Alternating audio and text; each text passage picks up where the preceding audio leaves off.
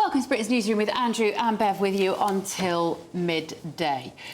So, Canada has a new Prime Minister this morning. Who you will know because he was Governor of the Bank of England. George Osborne made him Governor of the Bank of England. He said he would be the greatest central banker in our history. It was one of the worst, in my view, and tells you everything you need to know about a Conservative Prime Minister Chancellor making a dripping wet Liberal like Carney, who's just succeeded Pierre Trudeau as the Liberals. I mean, that's the fourth election in a row the Liberals have won in Canada, and I'm afraid it's Trump's fault. It is Trump's fault because Justin Trudeau was deeply unpopular with the Canadian people when he stood aside and resigned. The leader of the Conservatives in Canada was streets ahead. 20 points. 20 points in the polls. He had it in the bag. Yeah. And then Trump, unfortunately, I think it's probably one of the few things that he's done which is quite like Trump 1.0 as opposed to the Trump 2.0. Yeah. He pushed it too far when he talked about tariffs and his ambition. The 51st state. He wanted to make Canada the 51st state, and he kept doubling down on it. And the Tory leader knew that a lot of his supporters liked Trump. Yeah. So he was caught, and there's even talk that the Conservative leader, who was poised to be the Prime Minister, might have even lost his seat in this election. And unfortunately, what he did at that point, Pierre Poilievre, he basically said, I don't agree with Trump. And instead of saying, I understand where Trump is coming from, what he could have done at that point, he said, look, Trump is putting America first. I will put Canada first. Yeah. I am the right person to go into those negotiations with Donald Trump. He didn't. He or certain parties or not. It could be a negative for Nigel Farage, who's, of course, a close friend of Donald Trump. Now, moving on. Spain, Portugal and France were hit by those widespread blackouts. The power is being restored. More and more experts are saying it's their obsession, their preoccupation. And Leo, who is in Madrid this morning. Policy Foundation. In January, we came within an ace of what happened in Spain and Portugal. For 2 minutes, it looked like we were going to have a major power outage, and we got away with it by the skin of our teeth. I'm telling you, it's coming.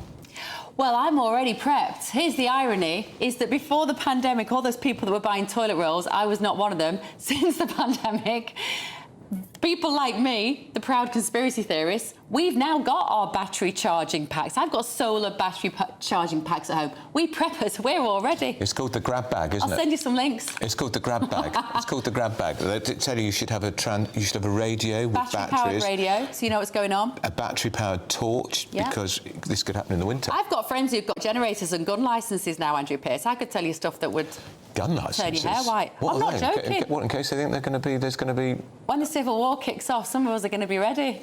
You can come round to my house, don't worry, I'll have everything ready for you. Blimey. Well, and now, still ahead, is it right to tax the humble? But she's had a report done which suggests that verbal abuse Well, what she describes as... So we'll tell you what she did, because we were going to be very fair with her, as you know we always are. Yeah. Verbal abuse means using negative words and language that would cause harm. It's often hidden behind closed doors. Like other forms of abuse, it's time we brought it out into the open, so its impact on children can be understood and given the attention it needs. She was just telling us off air that talking in a firm way, using negative words and language, is as serious for children as sexual abuse. Can be as serious sexual, to which I said, you can't. I said, oh, come on. You can't be serious. And then she said, I'm not comfortable doing this interview. So. And she also said it can be as serious as violent abuse. I think people who've been sexually abused, I've never been sexually abused. The point is, well, that this report is suggesting that children who've been shouted at by the parents, it impacts on them, because what you need is love and touch. My mum loved me a lot, and she touched me, lots of hugs and affection, but she shouted at us as well. What I wanted to talk to Jessica about, and it's such a shame that she set up an organisation called Words Matter and then she wasn't able to talk about it, is that the risk with these sorts of... Good. Coming back in. Come in, Jess. Good. What I wanted to talk to you about is that we're absolutely happy, we were grateful. Live across the United Kingdom, this is Britain's Newsroom with Andrew Pearce and Bev Turner. So Europe was plunged into darkness. Electricity supplies are now being restored. Lots of your messages coming in on the back of that interview with our last guest, making your feelings known. We will be reading them. gbnews.com/. She did say if she'd had more time. Well, she did have more time, but she walked off the set. We got her back. We're very friendly here, gbnews.com/you'll say. So let us know your thoughts this morning. First, though, here's Tatiana. Hello and welcome. Britain's Newsroom live across the UK on GB News with Andrew Pearce and Bev Turner. Now, Border Force vessels are dealing with a fresh surge in Channel migrant crossings. 7 small boats have headed into UK waters this morning. Comes as people who committed sex offences, according to the government, will no longer be entitled to seek asylum in Britain. Don't have the absolute backbone, I nearly said something else that begins with a B, a Kemi Badenoch kind of word, to come on this channel and talk to us. Exactly. Right, moving on. Mark Carney is now the leader of Canada overnight, which is just the most remarkable turnaround. One of his top challenges is going to be navigating the relationship with Donald Trump. And is when Davey said about the fact that there was the newspapers in America that had run these polls.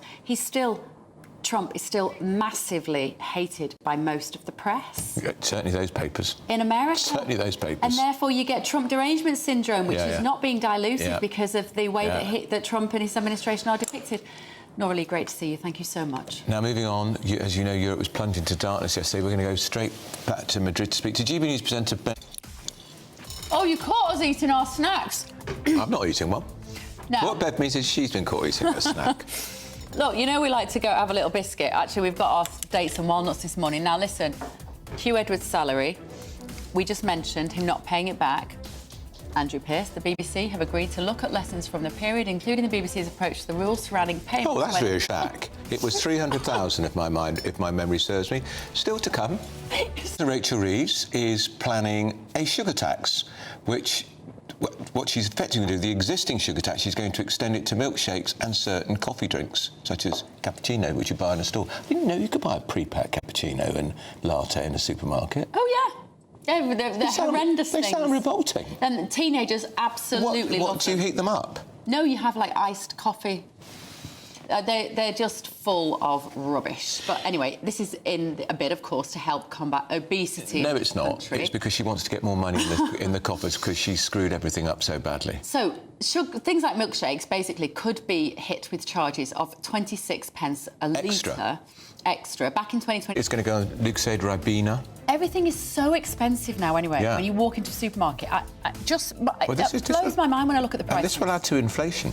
It will add to inflation. But my point is, like, teenagers are so used to, and they are the people who are mainly consuming these sugary drinks. Adults do as well, I know, but if it's 10p more, I don't think it's going to make any difference. It's not going to stop them buying it. A point Chris Snowden made, which was, I think, kills this idea stone dead. He makes the point. Obesity is still increasing. It is. And it's been going up relentlessly since 2018 when the sugar tax came in. Yeah. I remember it was a Tory government that brought in the sugar tax. All you can do is educate yourself and educate your kids and feed them properly and give them water. Nothing wrong with water. And do exercise. I spoke a bit loud. That guest from earlier might be as we used to call it. Fizzy drinks were high days and holidays when we were kids. I know I'm talking about the olden days, but that's when it was. I know. High days and holidays. Unfortunately. That was it. Unfortunately and now it's in every fridge. And all the restaurants you go in, I bet you may be aware of it. Oh, you are aware of this. In some of these restaurants, you can have unlimited soda. Yeah. So you can pay, whatever, £4-5 for some sugary water, but you can go up and have as many as you want. I remember taking my 2 nieces to Nando's some years ago, and my elder niece saying, Uncle Andrew, you can have as much fizzy drinks as you want. Do you want me to get you some more? I said, if you notice, Sian, I haven't had any fizzy drink because I don't like lemonade and Coke. I was drinking my boring water. Oh, I've not been back to Nando's. Look, a lot of people like Nando's. Of course they do. My kids love Nando's. The chicken was very nice. The chicken's very nice. There's a lot of people that... we're all struggling with this. It's difficult. It is everywhere. Sugar is everywhere. And especially when you've got children, it is so difficult. You have to say no, no, no, no, no all the time. But you do have to say no, because your teeth are going to fall out of your head. That's not the case for you, though, is it? Right. All mine. Up next, Labour, Tory, sort of 2% since 12 months ago. No. I'd say double. Some things are literally double. Even just like a jar of coffee. I know I've talked about this. I'm a bit obsessed with the price of coffee. Just instant coffee. I don't need it to be fancy coffee. I'm Northern Estate educated. I'm happy with instant. But a jar of coffee like that, it's £9. It can be a tenner. And in the local shop, in my local shop, you have to ask for a large jar of coffee now because people nick it because it's so expensive. I can't even... If you'd have told me a couple of years ago that was going to be the state of things in this country, you just wouldn't have believed people, would you? I go to the same supermarket all the time. We've got a Waitrose near us, and I saw the bill the other day, and I said, "What did you say?" She said, "What people are now doing, the bill, when they see the bill, they're so shocked. They're saying, take that off, take that off,' and because these tills are very clever, and it goes, and Years ago, you might have been a bit embarrassed to do that, but she says, this lovely cashier said, it happens all the time. Oh, it's awful.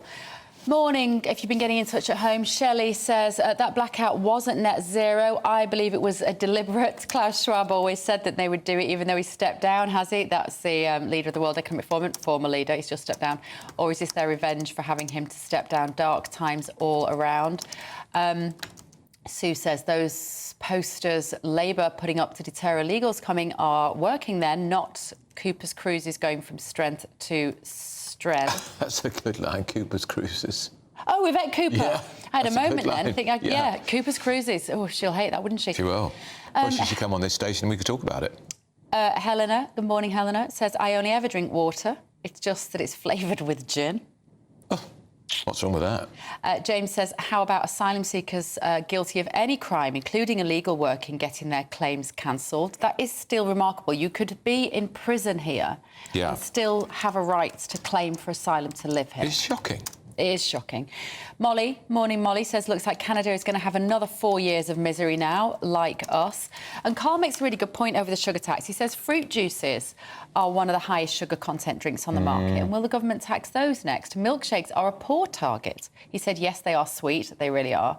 But they're also a source of protein, calcium and other vitamins, especially the fortified ones you can get. I think this is more about making money than it is about cutting obesity. They always dress it up as health reasons, but it's she's seen this and say, if I say it's health, even if, I think they raised 300 million from the last sugar tax, so they'll be to get another 300 million. And actually, Broken Shadow has said, remember when carrier bags went from nothing to 5p, and now they're 40p. Yeah. Where is all that money going? That's going to the supermarkets, isn't it? It's not a tax. And they make big profits. Yeah.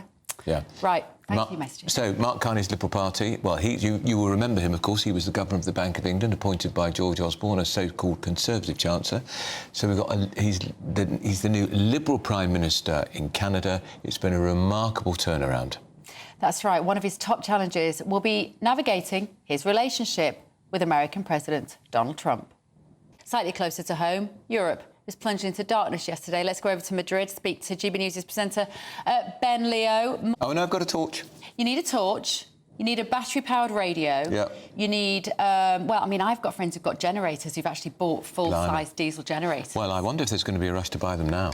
Well, because I do think, I'm not being scaremongering, but there's every possibility as we become more and more dependent on renewables. Renewable, we could go the same way. Well, exactly. There was a close run thing in January. Yeah. Which they rather we didn't know about, but we did. Let us know your thoughts. gbnews.com/your say. But time now for our Great British Giveaway. It's right, your chance to win a 4-berth motorhome worth more than £67,000, which I'm going to, if it was mine, the fridge would be full of gin and tonic. And bacon and eggs, and £5,000 in tax-free cash. It's a prize package that's worth over £72,000. Could be all yours. Here's all the details you'll need. Welcome back. It's 11:41. This is Britain's Newsroom on GB News with Andrew and Bev. So, to the delight of Ms Turner here, Florida State in the United States has approved a ban on geoengineering, they say, because they want to protect their citizens from, frankly, these scientists. Yeah, whilst we in this country are continuing to pursue this insane messianic ambition to chemically control the weather. If you try it in Florida now, you're going to get a fine of $100,000. Of course, the British government's just announced £50 million for research into this technology. That is it from us, from Britain's Newsroom for today. We're going to be somewhere very special on Monday. I know it's on Tuesday, but if you're planning your bank holiday now, make sure you have the telly on, because Andrew and I will be there at Buckingham Palace all day on Monday. Because it's VE Day. We're celebrating Victory in Europe Day. It's a very important, very special occasion. We're going to have some very, very special guests too. That's right. But Emily and Tom are here with you now, and we'll see you tomorrow morning at 9:30. Well, it's